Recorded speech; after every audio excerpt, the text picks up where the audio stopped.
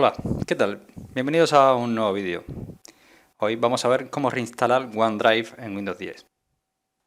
OneDrive es uno de los servicios de almacenamiento en la nube más populares que está profundamente integrado no solo con Microsoft Office, sino también con Windows.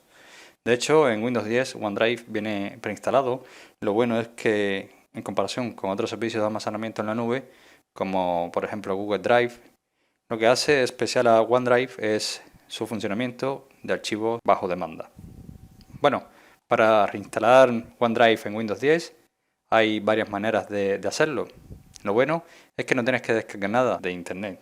Todos los archivos necesarios para reinstalar OneDrive ya están en tu equipo con Windows 10. Solo tienes que saber dónde encontrar el archivo de instalación y cómo usarlo para reinstalar OneDrive. Vamos a ver cómo se hace.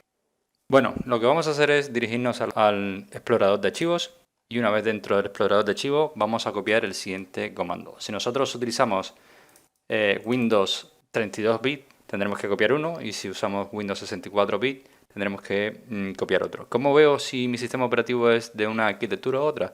Pues tendremos que ir a este equipo, por ejemplo, y hacemos clic derecho y vamos a ir a propiedades. En propiedades nos mostrará un poco de información sobre el sistema y donde pone el apartado sistema veremos que el tipo de sistema es sistema operativo basado en 64 bits. Por lo tanto, yo les voy a dejar las dos líneas, es decir, los dos comandos para poder entrar a las carpetas pertinentes y lo único que tendríamos que hacer es desde el explorador de archivos, si nuestro sistema operativo es Windows 32 bits, en la barra de direcciones vamos a escribir esta línea.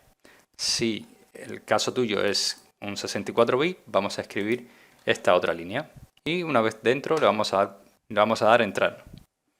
Dentro de esta carpeta vamos a buscar la aplicación llamada OneDrive Setup.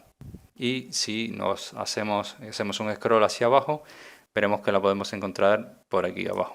Vamos a buscarla. Aquí la tenemos, OneDrive Setup. Hacemos doble clic sobre ella y se ejecutará un proceso de instalación donde veremos que está preparando OneDrive para su primer uso.